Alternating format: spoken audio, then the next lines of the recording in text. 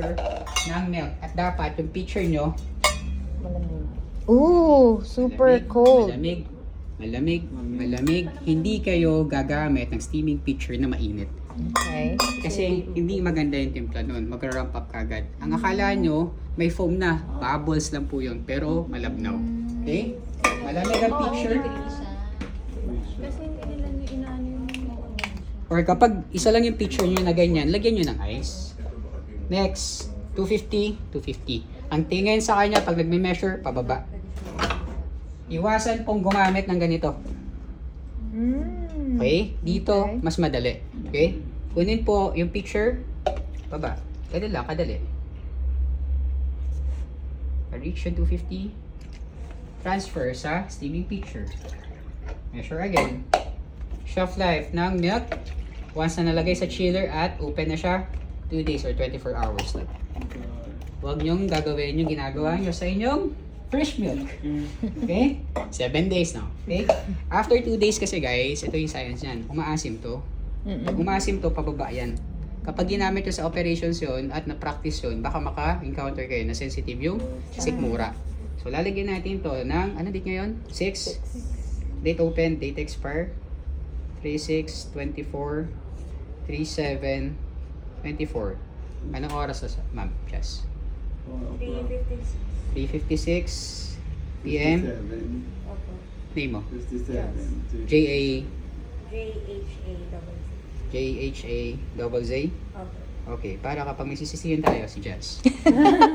Ibig sabihin, importante to observe FIFO first in, first out. Or worst case, kapag hindi nasunod yung FIFO, first expiry, first out. May mga dumadating kasing item na mas nauuna pa yung expiration versus dun sa luma.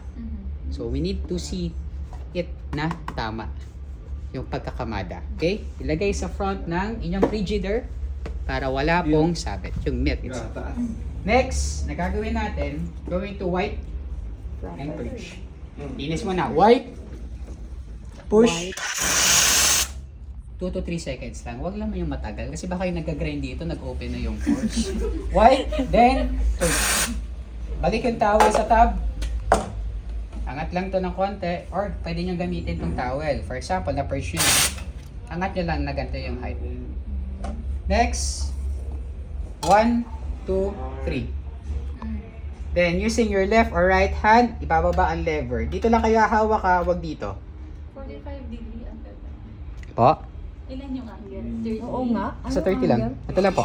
1, 2, 3. Tapos nasa middle siya. Nasa middle, hindi, dito lang siya, middle lang yan ito. Oo, middle niya. Middle lang ano. Ito lang po ang galawan ha. Walang maglalagay dito sa gitna ha. Ito po ang use niyan kaya siya nakadikit. Okay. Para ito lang ang gumagalaw, hindi gumagalaw yung barista. Okay. Hindi rin nagtataas baba. Di gano'ng kalalim yung... Hindi siya totally submerged. Mid part lang siya, ma'am. Kumbaga, nakita niyo tong line. Lapit po. Nakita niyo tong line. Ito lang yung ilulubog niya sa gatas. Yan lang po. Ay, Wala na. ay, Hindi lang siya talaga. kailangan nakasagad sa bottom. Oo. Kasi magsiscreech po yan. Maingay yan. I see. Next. 1, 2, 3. Baba to. 1, 2, 3. Lubog. Konti lang. Okay? Yung first 3 to 4 seconds, nag-i-insert tayo ng air. Narinig yung ibig sabihin, we're creating body. Kaya-create tayo ng konting foam lang. And, medyo sinubmerge ko pa siya ng konti, pero hindi siya totally nakasaga dito. Nagte-texture na tayo ng gatas. Una, medyo mataas. Yes. Ilulubog mo lang ng konti. Then, going to top to reduce yung large bubbles. Then, swirl to incorporate yung milk and foam. Next, hawak ng cup. Ang hawak po muna ng baso, kung may paraan kayo, ilalabas nyo muna yung tenga. Next, i-pour natin siya. Low pour. Then high. Milk foam, 3/4 full.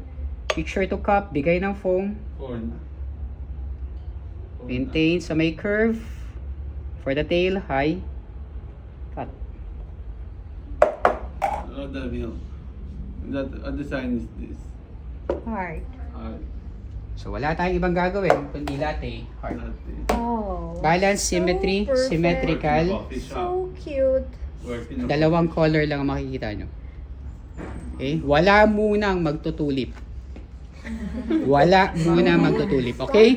Bakit? Kasi po ang tulip, yan yung pinaka-easiest pattern for the baristas. Oh. Yan yung una nyo natututunan eh. Pero pag gawin ko na ito, wala X. Free pouring tayo, walang mag-stencil.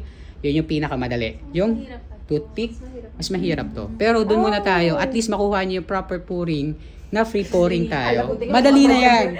It goes along po. It goes along yan. Okay? Second try. Second try, same.